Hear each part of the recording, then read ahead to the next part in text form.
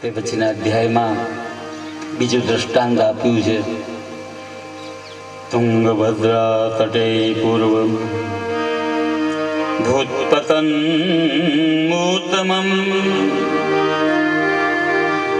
યત્ર વર્ણા સ્વધર્મેણ સત્ય સત્કર્મ તત્પરા. તુંગભદ્રા નદીનો કિનારો છે. સુંદર એક નગર છે. એ નગરમાં ચારે વર્ણના લોકો રહે છે. એમાં એક આત્મદેવ નામનો બ્રાહ્મણ રહે છે. આત્મદેવ બહુ ભોળો છે, વેદ વિશારદ છે, જ્ઞાતા છે, કર્મકાંડી બ્રાહ્મણ છે. આત્મની દિવ્યતિ ઇતિ આત્મદેવ, પોતે પોતાનામાં પ્રકાશે છે તે આત્મ છે, આત્મદેવ છે. આત્મદેવની જે પત્ની છે ને એ થોડી કર્કશ છે, કુથલી કરવા વાળી, કટુ વચન કહેવા વાળી. આત્મદેવ ભોળો છે પણ એની પત્ની લોકવર્તારતા ક્રૂરા પ્રાયસો બહુજલ્પિકા. આ ધૂંધલી છે ને દેખાવમાં સુંદર છે પણ લોક વર્તારતા કુથલીમાં એને એવી મજા આવે, તારુખિયાનું પાનનું બદલી જાય તો ખબર ન પડે. આવી કુથલી સમજાય છે. ઘણાને એવી મજા આવે કોકની કરવામાં, બીજાને લઈને જ બેઠો હોય. શું છે ભગવાન જાણે એમાં આનંદ.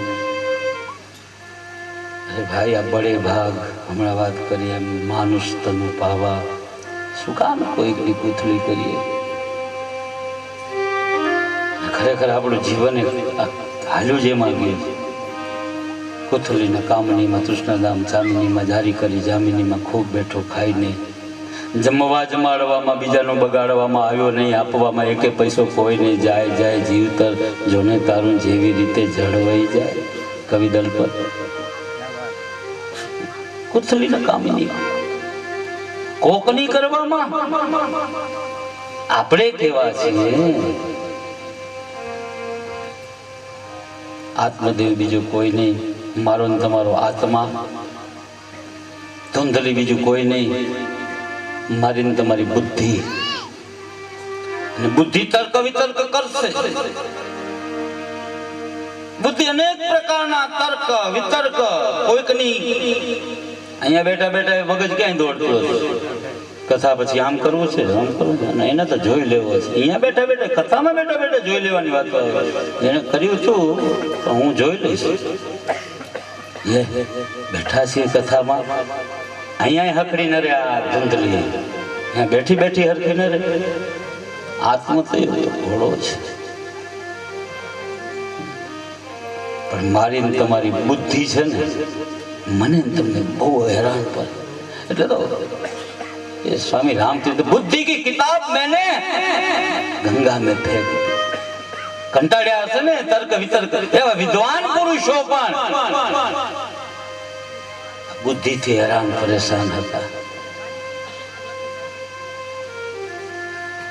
કથામાં હરખી ન રહે ધૂંધલી, અહીંયા તર્ક વિતર્ક કરે. કર્કશા છે, નિંદા ખોર, ભજીયા કરવા વાળી. આત્મદેવ બધી રીતે સુખ શાંતિ આનંદ અનુભવે. શેર માટીની ખોટ છે અને ઘણા બધા ઉપાયો કર્યા પુત્ર સુખ માટે. હરિવંશ સાંભળ્યો, સપ્તસતી ચંડીના પાઠ કર્યા, પુત્ર કામેષ્ટી યજ્ઞ કરાયા. પોતે વેદ વિશારદ હતો પણ પુત્ર ન થયો.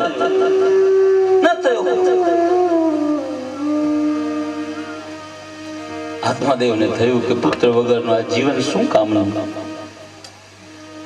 જો પુત્ર ન હોય તો વંશની વૃદ્ધિ ન થાય, અને વંશની જો વૃદ્ધિ હું ન કરી શકું તો શું કામનું? મારે પત્ની છે, મારે પુત્ર થતો નથી. અને આટલા બધા ઉપાય કરવા છતાં પણ જો મને પુત્ર ન પ્રાપ્ત થતો હોય, મનોમન એકાંતમાં બેઠા બેઠા ખરાબ વિચાર આવ્યો તો હવે મારે જીવવાનો કોઈ મતલબ નથી, કોઈ અર્થ નથી. જીવીને શું કરવું? લાવો મારા જીવનને સંકેલી નાખું, જીવનને સમાપ્ત કરી નાખું, આવો ક્રૂર વિચાર કરીને ઘરથી બહાર નીકળ્યો છે. જંગલમાં જઈ રહ્યો છે. ત્યાં કોઈ ગુરુ બેઠા છે, કોઈ સંત બેઠા છે. વળી પાછો વિચાર આવ્યો કે આ મારું દુઃખ છે, કોઈ આવા સંતને કહું તો મને કઈ રસ્તો મળે. દુઃખ ક્યાં કહેવાય એ મને તમને ભાગવત શીખવે, મને તમને રામચરિત માનસ શીખવે. પણ આપણી કરુણા કઈ છે? દુઃખો બજારમાં ઉભા ઉભા ગાતા હોય. હમણાં તો હું હેરાન, ધંધામાં ખોટ, આખો દિવસ દોડવાનું, હેરાન થવાનું, ઘરે પણ શાંતિ નહીં. શું લઈ લેશે આપણે કોઈ દુઃખ? શેરીમાં ઉભા ઉભા દુઃખો ગાતા હોય. કોઈ દુઃખ ન લે, મીઠું મરચું ભભરાવીને દુઃખને વધારી નાખે. એમાં એટલો જ એમાં તારો ક્યાં વાંક છે? આખું ઘર તારી પાછળ પડ્યું, તારા ભાઈ જ નથી તારા. નાખે થોડુંક મીઠું મરચું. કોઈ આપણું દુઃખ લેવાનું નથી. અને આપણી એવી કૂટે બજારમાં ઉભા ઉભા દુઃખો ગાતા હોય. હું હમણાં હેરાન, હમણાં પરેશાન, પણ આપણા કોઈ દુઃખ લેવાનું નથી. દુઃખ ક્યાં કહેવાય? મને તમને રામચરિત માનસ શીખવે, મને તમને આ ભાગવત શીખવે. અમારે દશરથ મહારાજા જ્યારે એની ચોથી અવસ્થા થવા આવી, એક વખત રાજમહેલમાં બેઠા છે અને ચિંતા થાય કે મારે 3 રાણીઓ પણ પુત્ર નથી. ત્યારે દશરથ મહારાજાને એમ થયું કે મારો આ મહેલ, રાજમહેલ, એની દિવાલો પુત્રના રુદનને ઝંખે, મારા ગ્રામજનો, મારા નગરજનો પુત્રના રુદનને ઝંખે, પણ મારે પુત્ર નથી. શું કરું? એ જ વખતે અમારા ભારતના સમ્રાટ ચક્રવર્તી મહારાજા દશરથ ખુલ્લા પગે નીકળી પડ્યા. ક્યાં? ગુરુગ્રહ ગયે. આપની કૃપાથી મને સુખો ઘણા છે, પુત્ર નથી.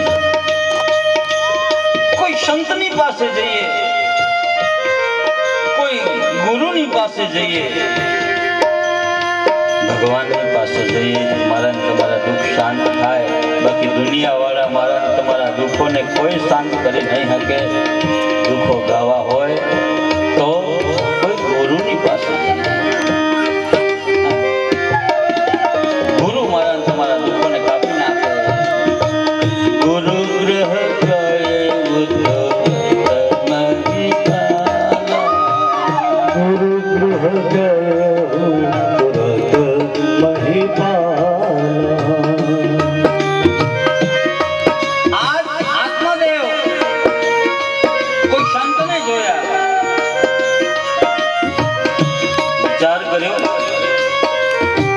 સંત બેઠા છે, કોઈ ગુરુ બેઠા છે. લાવો એની પાસે આત્મવિલોપન કરું.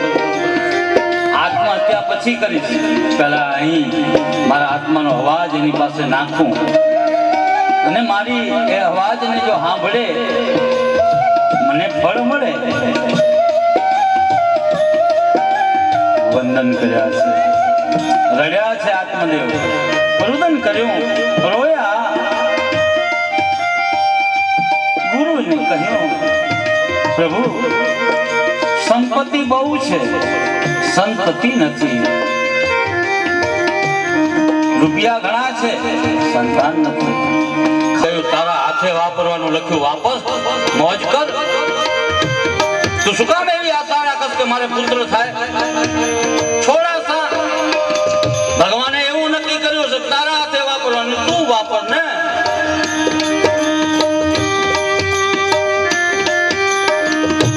એમાં એવું જવાબ આપ્યો, પુત્ર ન હોય મુક્તિની પ્રાપ્તિ થતી નથી.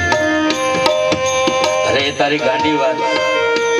જો પુત્રથી બધાને જ મુક્તિની પ્રાપ્તિ થતી હોય તો લગભગ બધાને પુત્રો હોય, એક એક નહીં 5-5 દીકરા હોય ઘણા. તો શું એ બધા મુક્ત થઈ ગયા, સ્વર્ગમાં પહોંચી ગયા? ગુરુએ બહુ સમજાવ્યા છે ભાઈ. પુત્ર 4 પ્રકારના છે. એમાં જો શત્રુ પુત્ર આવે તો હેરાન કરી નાખે. એવું થોડું છે તને સેવક પુત્ર જ મળે, તને કોઈ ઉદાસીન પુત્ર મળે એવું થોડું છે. તું આ આશા છોડી દે પુત્રની. ખૂબ સમજાય ના માને, નહીં મારે પુત્ર જોઈએ છે. ગુરુ કે ભાઈ પુત્ર નથી એમાં મજા છે, તું તારા હાથે વાપર, કંઈક સત્કર્મ કર. અને તારે એવી ખોટી આશા ન રખાય કે મારો દીકરો મારું પિંડદાન કરશે. પિંડદાન એ કઈ લોટના આટા, લોટનો કે આટાનો કે એ કોઈ પિંડ નહીં. પિંડદાન આ શરીરનું દાન છે.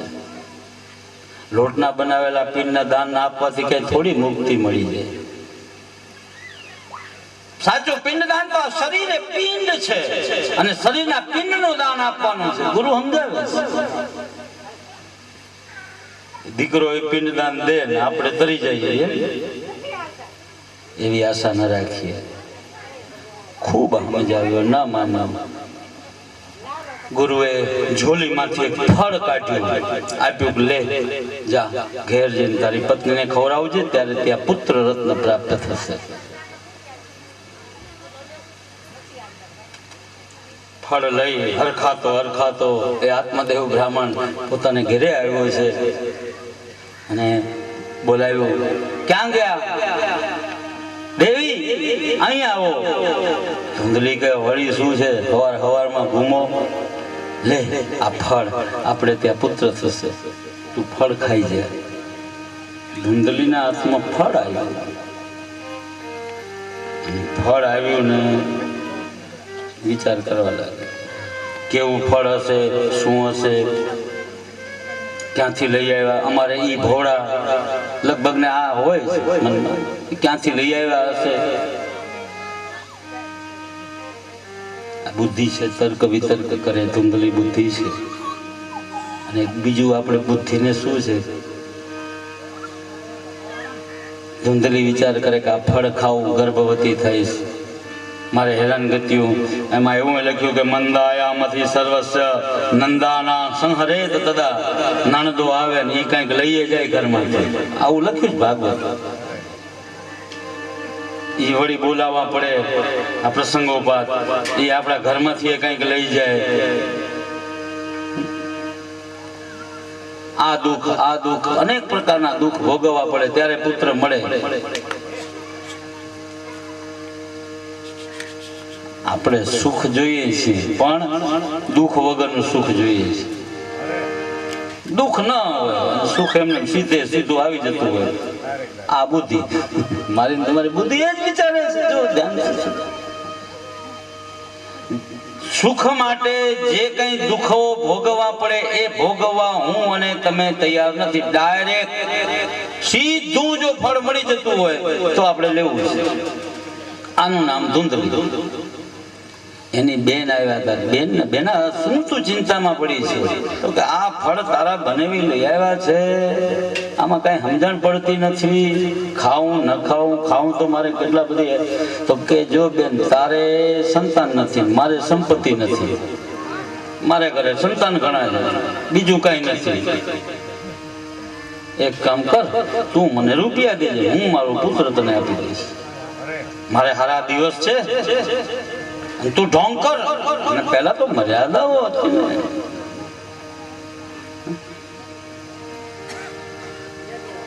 આમ પોતાની બેનના કહેવા ઉપર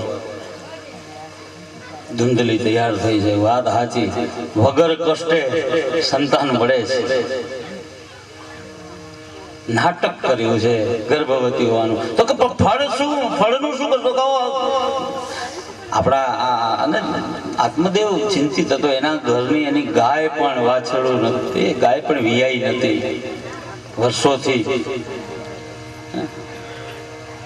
આ ગાય આમાં કાંઈ વિયાતી છે નહીં, ફળ આપીએ જો એમાં કાંઈ ચમત્કાર થાય તો એ ફળમાં છે કાંઈ? આવું એક બુદ્ધિએ તર્ક કર્યું કે આ ખરેખર આની અંદર કાંઈ છે. બુદ્ધિ તો આટલા સુધી એના અખતરાય લે પાછા. સમજાય છે? ઓલી ગાયને ખવડાવી દીધું ફળ. અને દિવસો પસાર થવા લાગ્યા. ધુંધલીની બેનને પુત્ર આવ્યો છે, પુત્ર આપ્યો છે ધુંધલીને. ધુંધલીએ જાહેરાત કરી કે મારે ત્યાં પુત્રનો જન્મ થયો છે. આજ આત્મદેવ આનંદિત થયા, રાજી થયા છે અને થાળી વગડાવી, હાકર વેચી ખુશખુશાલ થયા છે. મારે ત્યાં પ્રભુએ પુત્ર આપ્યો. દીકરાનું નામ ધુંધુકારી રાખ્યું છે. નવું ગાયને ફળ ખવડાવ્યું હતું તો એને દીકરો આવ્યો છે, પણ એના કાન છે ગાય જેવા હતા. અને ત્યાં વળી પાછા સમાચાર આવ્યા કે ગાયને પુત્રનો જન્મ થયો. આનંદ થઈ ગયો, આનંદ. આજ તો આત્મદેવ ખુશખુશાલ છે, જય જયકાર કરે. વાહ પ્રભુ વાહ, આ બે દીકરા હતા મને. ગાય જેવા કાન હતા તો ગોકર્ણ નામ રાખ્યું છે. ધીમે ધીમે બે દીકરા મોટા થવા લાગ્યા છે. પુત્રનું પારણું, પારણે વહુનું બારણે.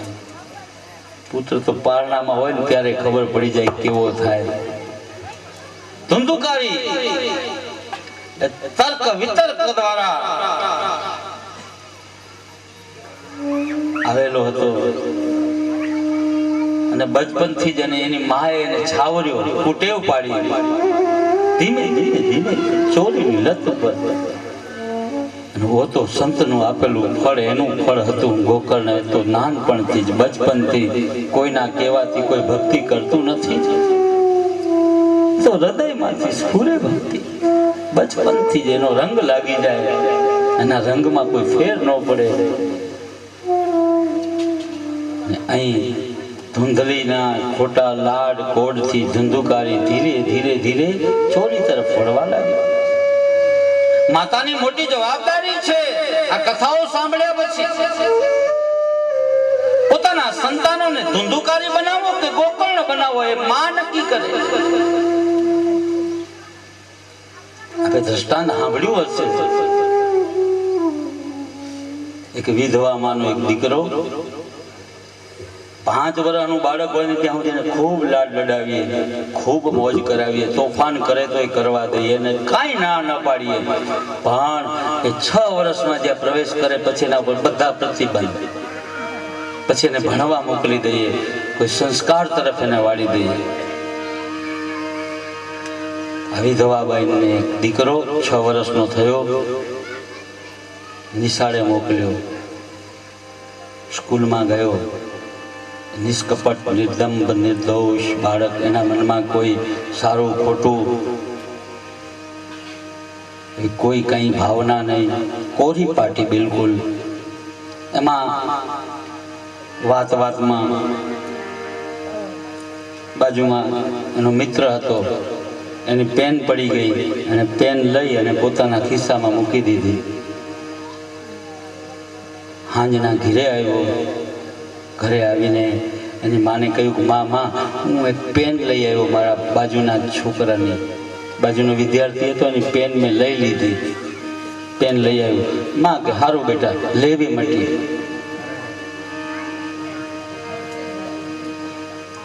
છોકરાને થયું કે આ કઈ સારી પ્રવૃત્તિ છે. માએ મને પ્રોત્સાહન આપ્યું. માએ એમ કહ્યું કે પેન લઈ આવ્યો, બહુ સારું. 1-2 દિવસ નીકળ્યા, બાજુનો છોકરો આડોઅવળો છૂટો એના દફતરમાંથી બોલપેન કાઢી પોતાના દફતરમાં મૂકી દીધી. એ હાંજના પાછો ઘરે આવ્યો. ઘેર આવીને એની માને કહ્યું મામા આજ બોલપેન લઈ આવ્યો. સારું બેટા, લેવી મટી. થોડા દિવસ ત્યાં આખું દફતર ઉપાડી. મામા આખું દફતર લઈ આવ્યું, લેવું મટ્યું. દિવસો પસાર થવા લાગ્યા. હવે તો ઘરમાંથી ચોરી કરે છે, આડોશ પાડોશમાંથી ચોરી કરે છે. એમ કરતા કરતા મોટો થયો, થોડો યુવાન થયો, ચોરીની લતે ચડી ગયો. હવે તો ચારે બાજુથી ચોરી કરે છે. એમાં એક વખત ચોરી કરતા કરતા એના હાથે એક ખૂન થઈ ગયું. પકડાવાની બીકે એક વ્યક્તિનું છરો ભોંકીને એને ખૂન કરી નાખ્યું. કોર્ટમાં કેસ ચાલ્યો અને કોર્ટે સજા આપી દીધી અને ફાંસીના ફંદા ઉપર ચડાવી દેવામાં આવે, ફાંસીએ લટકાડી દેવામાં આવે. ખૂન સાબિત થઈ ગયું. અને ફાંસીનો એવો નિયમ હોય, પ્રોટોકોલ છે કે જ્યારે એને ફાંસીના ફંદા ઉપર માચડે ચડાવવામાં આવે ત્યારે એની છેલ્લી ઈચ્છા પૂછવામાં આવે કે તારા મનની અંદર જે કઈ છેલ્લી ઈચ્છા યોગ્ય હશે તો એને પુરવાર કરવામાં આવશે, અયોગ્ય હોય તો ન કરે પણ યોગ્ય હોય અને પૂરી થઈ શકે એવી હોય તો એને પૂરી કરવામાં આવે. એની છેલ્લી લાગણીને અને ઠેસ ન પહોંચે, મરતા મરતા એની લાગણીને સંતોષવામાં આવે. કલેક્ટર ઉભા છે, ડીએસપી ઉભા છે, જજ ઉભા છે અને એ છોકરાને યુવાનને પૂછવામાં આવ્યું કે ભાઈ તું મોતના મુખમાં છો, થોડી જ વારમાં તને આ ફાંસીના ફંદામાં લટકાડવામાં આવશે, બોલ તારી છેલ્લી ઈચ્છા શું? ત્યારે છોકરાએ યુવાને જવાબ આપ્યો, મારે મારી માને મળવું છે. અધિકારીઓને આનંદ થયો કે નાના મરતા મરતા એની સારી ભાવના, એની માને મળવાની એને ભાવના કરી, સારું કહેવાય. સરનામું લીધું છે, પોલીસમેનોને મૂક્યા છે કે ભાઈ આ સરનામાથી એની માને બોલાવી આવો, અહીંયા લઈ આવો, મા દીકરાને ભેટો કરાવીને પછી આપણે એને ફાંસીના ફંદા ઉપર ચડાવી દઈએ.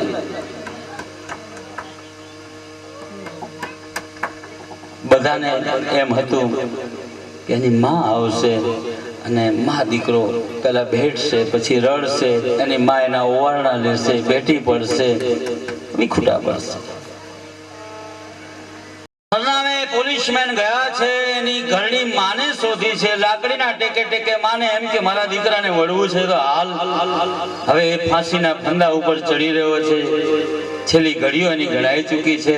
હું પણ એને મળતી આવું, આ મને લાભ મળે છે મળવાનો. લાકડીના ટેકે ટેકે માં આવી. અહીં કલેક્ટર, ડીએસપી, જજ, અધિકારીઓ બધા ઉભા છે. દ્વાર ઉપર પ્રતીક્ષા થઈ રહી છે કે હમણાં એની માં આવશે, આ યુવાન એને ભેટશે, રડશે, વાતો કરશે. અને જ્યાં એ દ્વાર ઉપર એની માં આવી, કહ્યું એ છોકરાને, બેટા જા તારી માં આવે છે. દોડ્યો એ યુવાન અને સીધો જઈ એની માને ભેટી પડ્યો છે. બધા ગદગદિત થઈ ગયા. જો માં અને દીકરાનો કેવો પ્રેમ છે નહીં. પણ જ્યાં ભેટી અને છૂટો પડ્યો ત્યારે એના મોઢામાં એની માનું નાક હતું.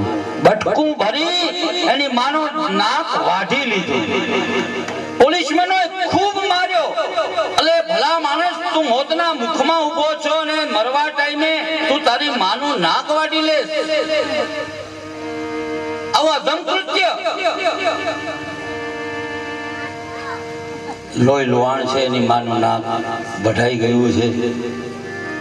ત્યારે છોકરાએ કહ્યું છે, યુવાને કહ્યું છે, ડીએસપી સાહેબ, જજ સાહેબ, કલેક્ટર સાહેબ, મારી વાત ધ્યાનથી સાંભળો. હું 6 વર્ષનો નિષ્કપટ, નિર્દંભ, નિર્દોષ બાળક હતો. મને અરમાન હતો હું તમારા જેમ ભણી ઘણી મોટો થઈ કોઈ કલેક્ટર બનત, કોઈ ડીએસપી બનત. મારા મનની અંદર હું નાનો હઈશ ત્યારે અરમાન સાહેબ, મારા દિલમાં અરમાન હશે કે હું કોઈ મહાન વ્યક્તિ બનું.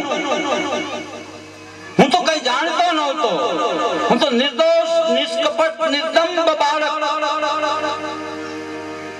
હું પહેલી વખત જ્યારે સ્કૂલમાં ગયો, મારી એક ક્ષતિ થઈ, મારી કોઈ એક ભૂલ થઈ, મેં એક પેન લીધી અને મારા ઘરે જઈને મારી માને આપી.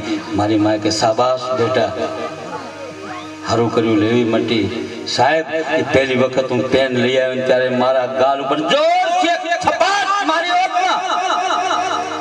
આજ હું મહાચોર ન બને, આજ હું ફાંસીના ફંદા ઉપર ન હોત. સાંભળતા રહ્યા એ અધિકારીઓ. કહેવાનો ભાવાર્થ, મારી માતાઓને વંદન કે આપણા બાળકોને નાનપણથી, બચપનથી એક માં 100 શિક્ષકની ગરજ સારે છે. 100 શિક્ષક જે કાર્ય ન કરી શકે, એક માં પોતાના સંસ્કાર માટે કામ કરી શકે છે. તો આજ ધુંધુકારી જે ચોરીની લત પર પડ્યો છે, એમાં એની માં જવાબદાર છે. ધુંધલી અને પ્રોત્સાહિત કરતી રહી, અનેક પ્રકારની ચોરીઓ કરવા લાગ્યા. અને આ બાજુ આત્મદેવને પણ મનમાં થયું કે ઓલા મહાત્મા કહેતા હતા કે અમુક પુત્ર ન હોય તો સારા, આ પુત્ર હોય એના કરતા ન હોતો ને એ જ સારું હતું. ગોકર્ણે પિતાને જ્ઞાન આપ્યું છે, પિતાજી છોડો માયા.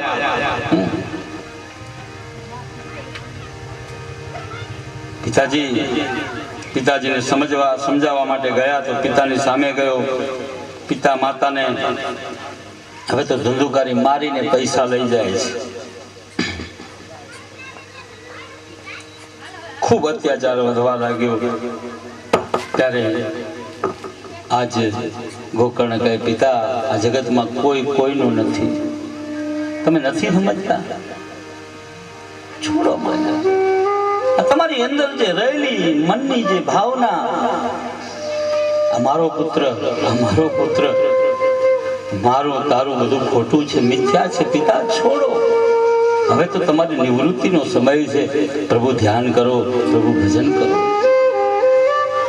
ગાઈએ તો આપણે છીએ, આપણે કહીએ છીએ, પણ ખરેખર એ આપણે આ બહેનો કીર્તન કરતા હોય બહુ મજા આવે. આપણે આની આ વાત જે અમારા ગોકર્ણની ગીતા છે, આખી ગોકર્ણ પિતાને જે કહે છે, અહીંયા શેરીમાં બેઠા બેઠા બહેનો કીર્તન કરતા હોય ને ત્યારે સરસ મજાનું ગાતા. આપણે નીકળીએ ને સાંભળીએ ને તો આપણને એમ થાય, પછી કીર્તન કરતા કરતા પાછી વાતું કરી દઈએ. એ વાંધો છે. કીર્તન લગભગ ગામોમાં કીર્તન થાય, પણ બહેનો એ 4 કીર્તન થઈ જાય, ચોહર થઈ જાય એટલે વળી પાછી એકાદી વાત બીજી વચ્ચે નાખી દે, પછી વળી પાછું ચાલુ કરી દે અને પછી ગાતા હોય. કોઈ કોઈનું નથી સંસારો દુઃખ રૂપી વિમોહક, સુત કસ્ય ધનમ કસ્ય સ્નેહ વાગ્જલે. આ જ ભાષ્ય અમારા ભાગવત, એ જ વાત અમારા ભાગવત. હે પિતા, અસાર ખલુ સંસારો દુઃખ રૂપી વિમોહક,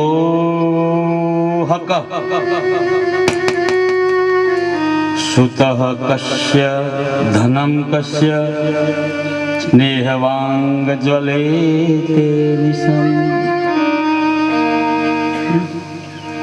આ ગોકર્ણ ગીતા છે. દેહસ્થિમાન સરુદિરે હિમાંતિ તજ્જત્વમ, જાયા સુદાદિષુ સદા મમતા વિમોસ્તે. હે પિતાજી, છોડો માયા. જીવનમાં તો કર્મ પ્રધાન છે.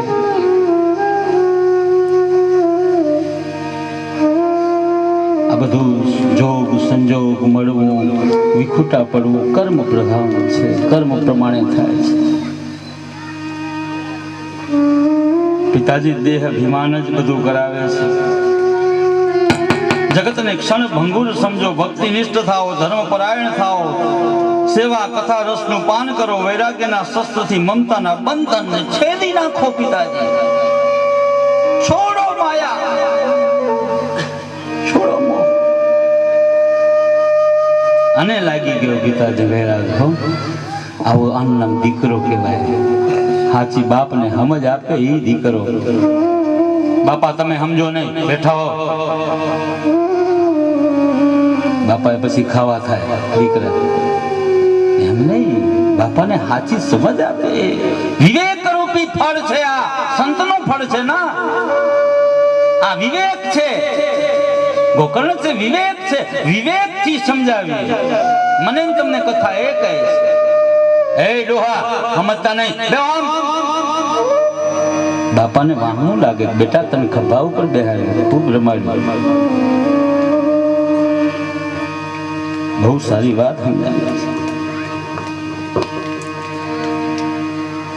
પિતાશ્રી છોડો માયા. અને હકીકતમાં આત્મદેવ જંગલમાં તપશ્ચર્યા કરવા માટે નીકળી પડ્યા છે. ગોકર્ણ પણ નીકળી પડ્યા છે. સ્વચ્છંદી ધુંધુકારી હવે તો એની માને બરાબર મારે. કરમ તો ભોગવવા પડે અહીંયા જ. માએ વિચાર કર્યો કે આ મને મારે છે.